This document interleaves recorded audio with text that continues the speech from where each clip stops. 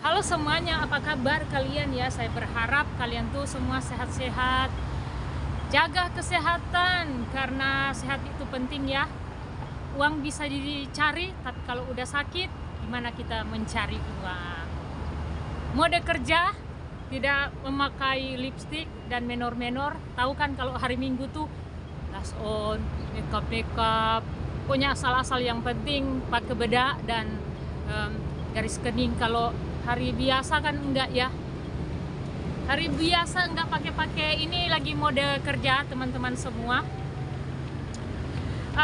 Saya ingin curhat lagi ya teman-teman semua. Di sini saya hanya ingin ngomong bahwa kejadian yang kemarin-kemarin tuh yang saya tuh dianggap senggol sana senggol sini begitu ya. Ya sudahlah ya. Di sini saya hanya mau curhat sedikit bahwa keresahan saya sebagai pekerja migran tuh bukan karena pemerintah curang, bukan karena ya agen curang, tapi kepada saya tuh mau biar teman-teman kita nih semua merasa kita nih berharga gitu. Berharga dalam arti gini, kita nih jauh-jauh datang menjadi pekerja migran tuh nggak mudah gitu. Dan sebagai pekerja migran tuh kita nih walaupun dibilangin kita hanya babu, kita hanya pembantu rumah tangga gitu ya, tapi keresahan saya nih, karena saya nih udah merasakan bukan puncak pernah jadi bisnis atau gimana ya, mencari uang tuh saya nih pekerjaan apa sih yang saya nggak pernah rasa gitu ya, udah pernah bisnis gitu ya, dan udah nggak ini lagi, nggak kaget lagi gitu kalau saya seandainya besok-besok ada uang ya. Saya ini lagi berpikir ke depan gimana caranya ada uang sekitar 300 juta gitu, terus kembali untuk fokus di bisnis gitu ya. Jadi udah nggak kayak orang yang maksudnya pemula di dalam bisnis gitu. Pernah ngerasain di mana saya pernah bikin kan, kalau teman-teman bisa lihat tuh yang di konten sebelumnya saya pernah PMI, kalau nggak salah ya judulnya tuh pebisnis menjadi pekerja migran. Dan dulu saya kalau nggak salah 2 tahun lalu sebenarnya udah pernah ada YouTube, saya tuh pernah collab sama YouTuber Hong Kong juga, kalau nggak salah tuh namanya Bibi siapa itu namanya, kita nih satu kompleks dulu di Cunuan sini gitu, dan saya merasa dia senior karena sekitar berapa tahun ya dia di sini, 12 tahun kalau nggak salah. Dan waktu kita ngambil foto ketemu ternyata dia itu YouTuber, pengikutnya sekitar, followernya sekitar ya 12.000 kalau nggak salah waktu itu ya. Saya waktu itu baru mula-mula, dulu saya pernah ada juga YouTube, April Nayuan, dia panggil collab saya, Kak ayo kita collab, ceritakan dong gimana dirimu jadi pekerja migran gitu, yang tadinya bisnis luar biasa terus jadi pekerja migran gitu. Tapi nanti kalian lihat ya, ternyata ada orang di belakang tadi ya. Jadi begitu teman-teman saya. Kalau teman-teman melihat saya tuh tahu peraturan, enggak, saya nih biasa aja gitu. Yang saya tahu gini, ketika kita nih nggak berbuat curang di rumah majikan, kita nggak mencuri, kita nggak kriminal, kenapa kita takut gitu ya, maksud saya gitu. Dan mengenai peraturan gitu ya, peraturan pekerja migran, ya saya tuh cuma baca-baca di buku, jadi nggak ada yang bilang tentang, saya baca di komen Facebook kemarin tuh perihal saya di SS itu kan, oh katanya anak baru nih nggak tahu perjuangannya si ini gitu, makanya anak baru jadi nggak tahu seperti apa. Saya nggak pusing gitu, nggak kamu tuh anak baru apa, anak lama gitu ya. Ya keresahan saya tuh ya pekerja migran ke depan tuh lebih dihargai gitu. Karena saya ini aja, saya nggak mau sombong, saya pernah pegang bisnis dengan bisnis rokok ya, sebagai pembeli cengki di lapangan gitu ya. Pernah pegang uang hampir 13 miliar loh. Setiap minggu saya pegang uang tuh sekitar ya 1,2 M, 800 juta. Udah nggak kaget, serius udah nggak kaget dengan masalah keuangan apa semua. Dan saya pun terpuruk jatuh gitu ya. Ini ya curhat, terpuruk jatuh gitu, nggak kaget juga gitu. Dan makanya kenapa saya selalu bilang gini ke teman-teman semua, kalau kalian di interminit, kalian tuh bukan akhir dari segala sesuatu gitu, bukan akhir dari semuanya gitu ya teman-teman semua, bahwa oh kalau kalian di interminit bahwa ini akan kiamat. Enggak, biasa aja gitu ya. Kalau di interminit cari majikan lagi, jadi jangan terlalu stres lah gitu ya. Kalian bayangkan, saya tuh yang pernah pegang bisnis, pegang uang kontrak sedemikian gitu, tiba-tiba ada utang sampai 200 juta lebih, keluarga rumah tangga sampai ya berantakan lah ya gitu.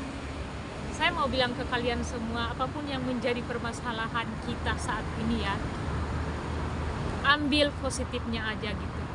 Gak usah terlalu stres, yang mungkin teman-teman semua yang saat ini dalam gundah gulana, ditinggal suami, perceraian atau apapun itu, saya tuh udah pernah ngerasain itu semua ya. Saya pernah ngerasain itu, keluarga nggak anggap kita, nggak apa-apa, kerja aja, fokus aja, yang penting kita hidup. Selama kita masih hidup, selama kita masih sehat. Makanya saya sering bilang gini, jaga kesehatan, karena kalau kita sakit kita nggak bisa bikin apa-apa lagi gitu. Jadi selama kita masih sehat, masih kuat, udah gaspol. Pergumulan, tantangan bisa datang kapan aja, tapi ketika kita sehat, kita kuat, kita tetap semangat gitu ya.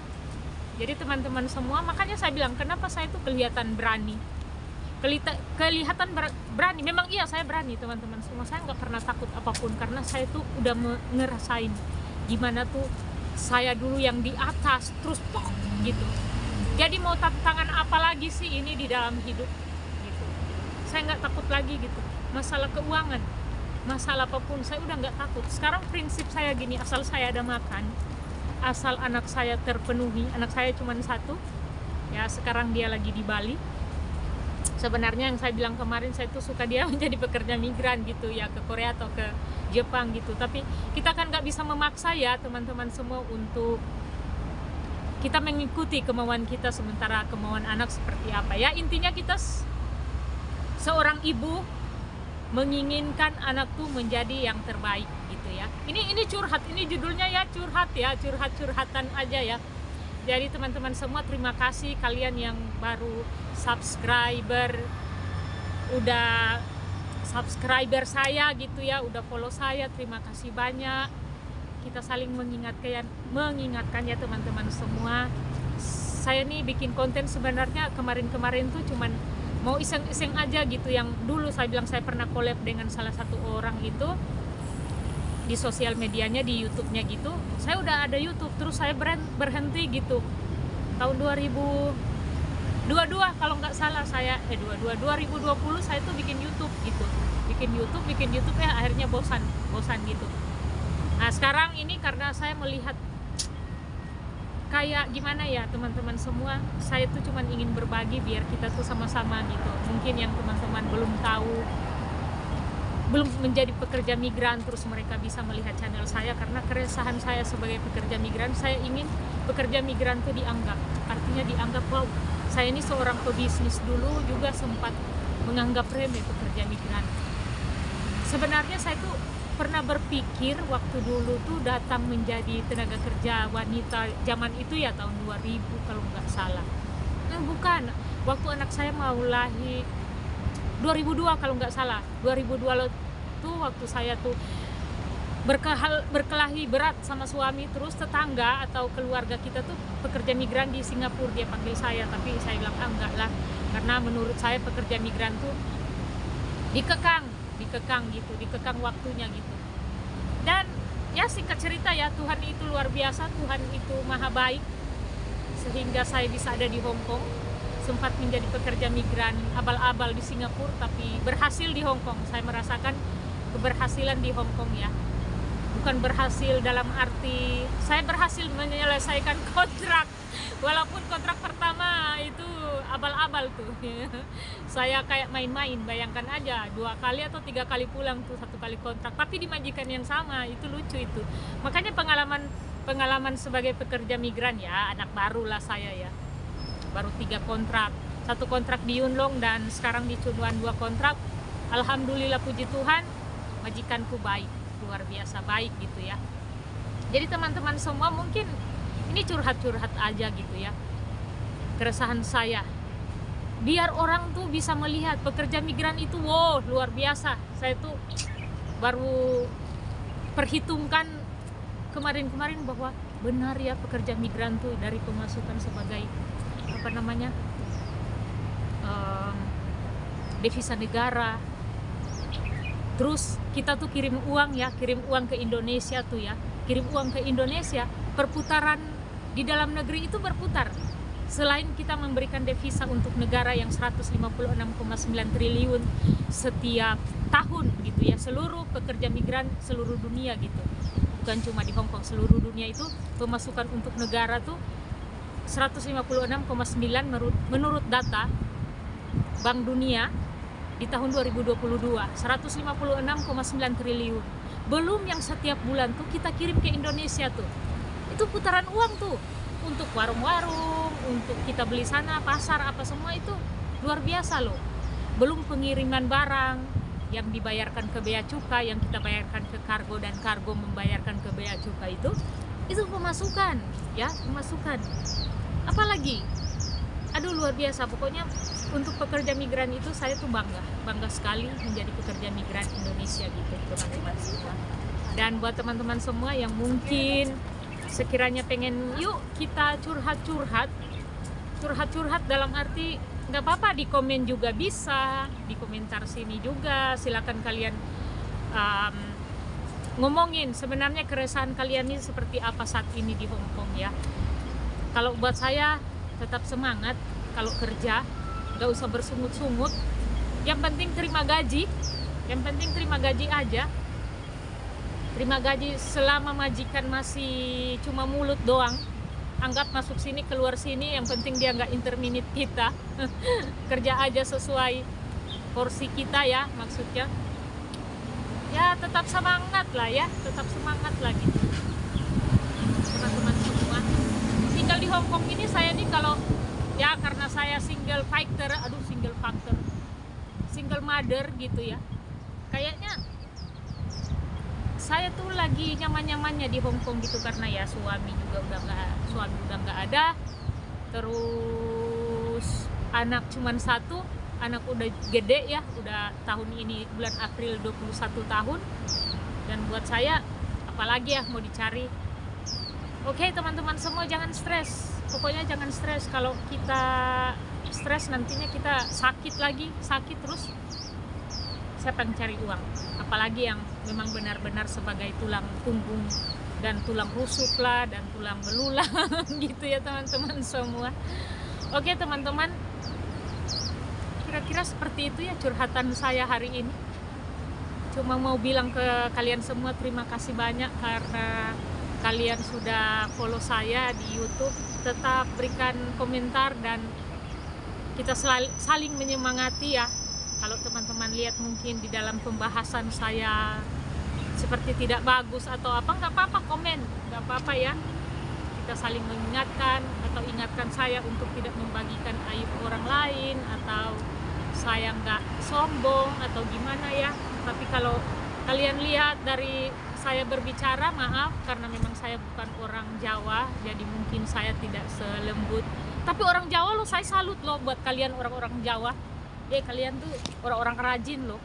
Kalau buat saya tuh orang-orang rajin, orang-orang yang nggak gengsi-gengsian. Kalau kita orang Manado tuh gengsi loh. Ada prinsipnya orang Manado, lebih baik kalah nasi jangan kalah aksi, tuh ada tuh. Orang Jawa saya salut. Orang-orang Jawa tuh rajin, nggak gengsi-gengsian gitu.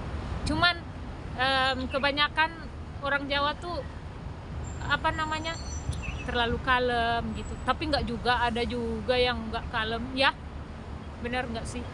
Pokoknya kalian luar biasa teman-teman semua yang ada. Jadi di sini saya cuma bilang kalau saya ngomong tuh kayak nggak lembut atau gimana ya, maafkan karena memang saya tuh bukan orang Jawa, nggak bisa bahasa Jawa, nggak bisa lembut-lembut gitu ya. Oke teman-teman semua, tetap semangat ya, tetap semangat, tetap banyak-banyak berdoa. Kalau kalian lagi mungkin mau curhat, nanti saya kasih nomor telepon WA, silakan curhat, kita saling menguatkan. Dan saya pastikan nggak ada curhat-curhatan di postingan saya, nggak ada curhatan postingan saya. Paling kalau saya mau ngangkat segala sesuatu di postingan ya hanya sebagai pengalaman gitu, hanya sebagai apa namanya pembelajaran gitu ya, biar kita jangan ngikutin atau gimana gitu ya. Oke teman-teman semua, tetap semangat, God bless, bye bye.